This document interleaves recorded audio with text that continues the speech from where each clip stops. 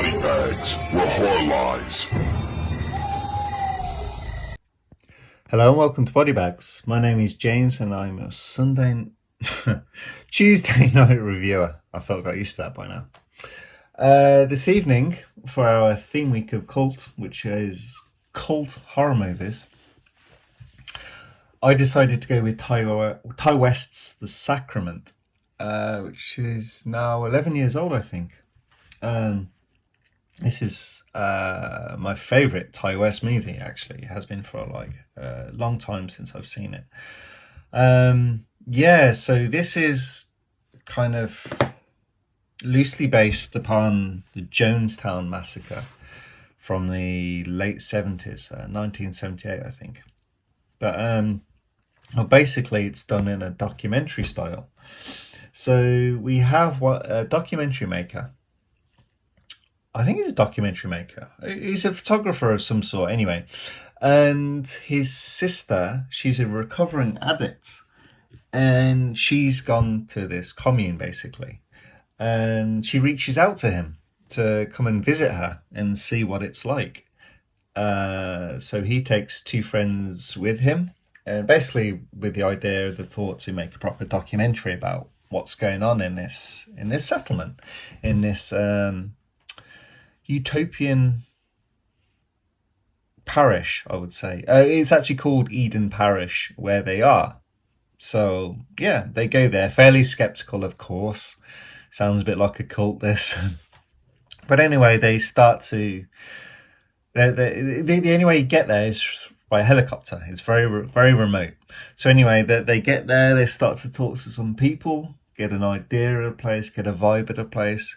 Find out how it runs, like what people do day to day, how they fund it. It's kind of they're kind of quite into this. They're not into it, but they're like, well, kind of makes sense. Is it a sustainable kind of situation? Maybe not long term, but for the short term, they're like, well, they can see the benefits. Yeah, they do start to question bits and pieces like that. So everyone basically gave up all their money to be here. Obviously, there's a bit red flags with that. Anyway, we get to meet the father. So he's the one that basically runs the place.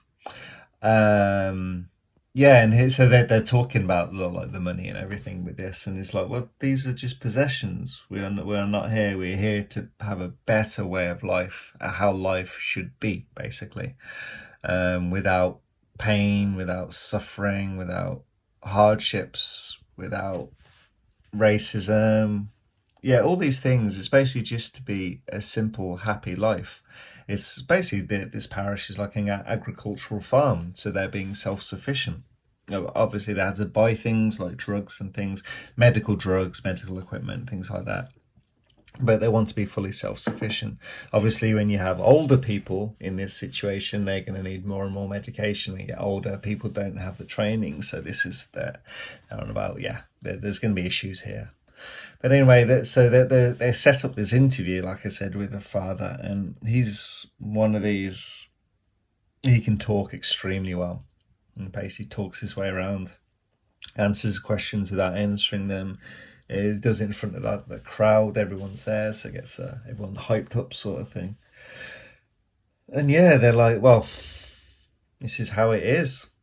Yeah, it's like they're like, well, the sister seems happy. Everyone seems happy. So, well, there's a bit of a party on that evening, and they're kind of going to get ready to go the next day. But then this mother turns up with her daughter, super scared, and she's like, this place is not what it seems, we need help. You got to speak to all the ones who were in on this, who were like sold on this. You weren't allowed to speak to the ones which were scared, and I'm scared, and you had to take me, or at least take my daughter on your helicopter, because they're aware of how they came in. It's like, oh God, we can't do this. But anyway, some armed guards come. So this is an interesting one. There's armed guards all around this camp. It's like, well, why are there armed guards? And the father's saying, well, it's for their safety. It's like, okay, more red flags. But anyway, the next day comes. These armed guards, like the mum ran off and left the daughter with them. She went and hid it, and they guards basically take the kid away.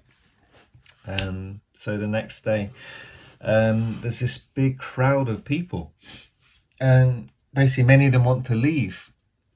And yeah, so this is obviously against the ideals of this parish, of this utopian environment that they have created. But anyway, like, the one goes off to the helicopter and two stay behind. So they want to check with the helicopter they can at least take this one child. But he's there.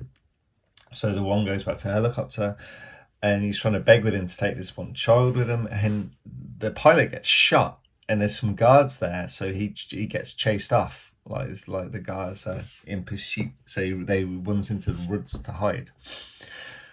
But back at the parish, so we have our two, so basically, like, the other two which have been left, they're being attacked basically and tied up, like they're in different areas of the community. And the father's getting everyone to drink the Kool-Aid. Yeah. So you got all these families there, so many children, and they're drinking this Kool-Aid with cyanide inside. And there's ones with, they have syringes and they're injecting babies, because he's saying it's better. This isn't suicide. This is choice. This is showing our faith. This is what he's saying the whole time. And obviously deluded people are going along, but some are starting to panic and they're like, no, this isn't right. And they start to run. And the ones which aren't drinking or being injected start being shot. And basically it's in the Jonestown Massacre. It's in the name. It's a massacre. So we have the sister. She goes to her brother who's been tied up at this point, trying to get him to drink this stuff. He won't drink it. So she injects him. He's tied up on a chair.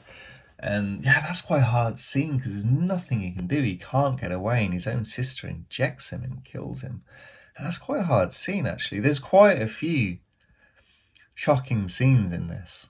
There really is.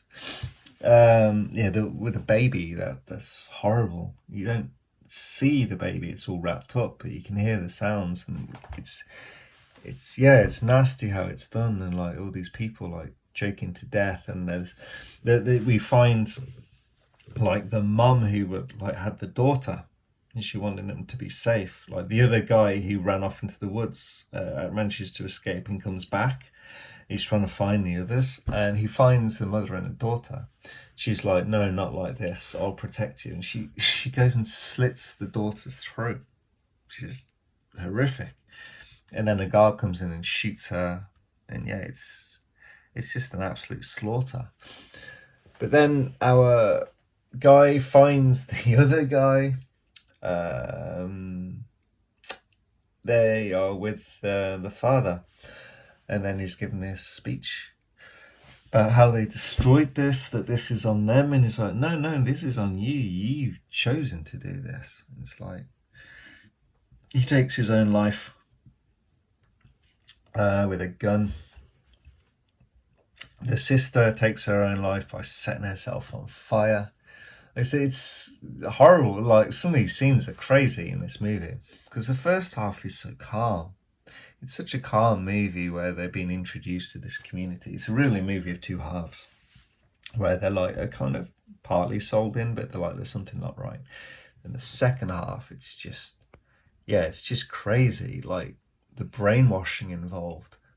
And when you start to think about this movie, that it's kind of loosely based. It never says, but it is kind of loosely based on Jonestown Massacre because the Kool-Aid, the injections, the armed guards, the father, all these things, they're just kind of mirrored in Jonestown.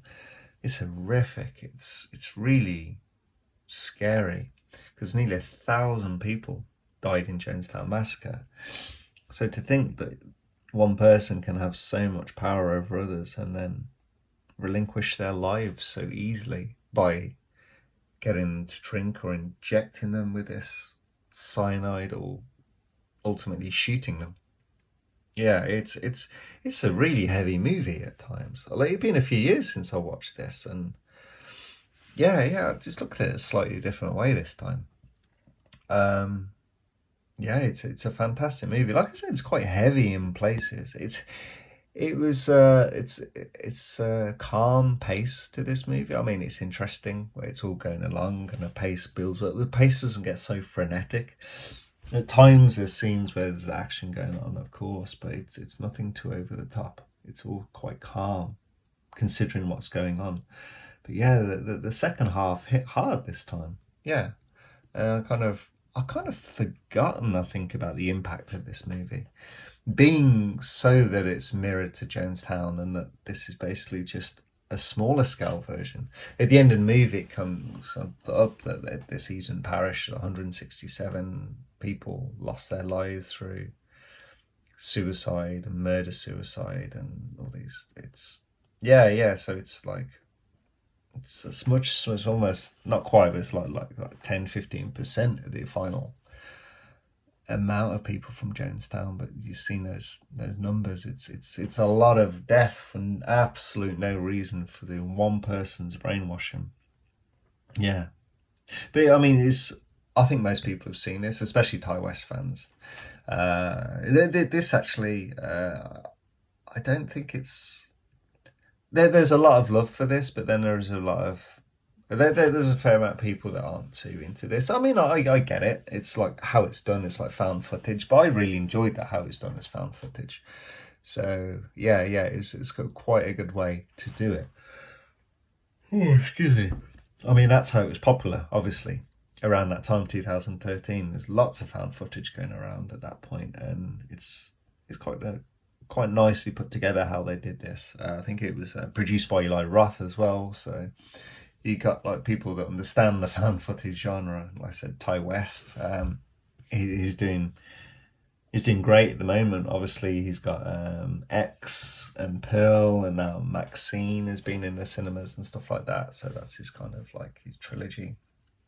But this is rooted as, I think, my favourite. It's just one that I just really enjoy and think it's just a great movie. Yeah, I realise he gave a lot away, so I apologise. I should have mentioned spoilers if you haven't seen it. But if you know about the Jonestown Massacre, you know what this movie is. But I highly, highly recommend this watch. Really do. This is an excellent, well put together movie. And like I said, my favourite from Ty West. But anyway, that's the end of the review. I hope you guys enjoyed this, and I'll catch you next week. Thank you. Bye bye.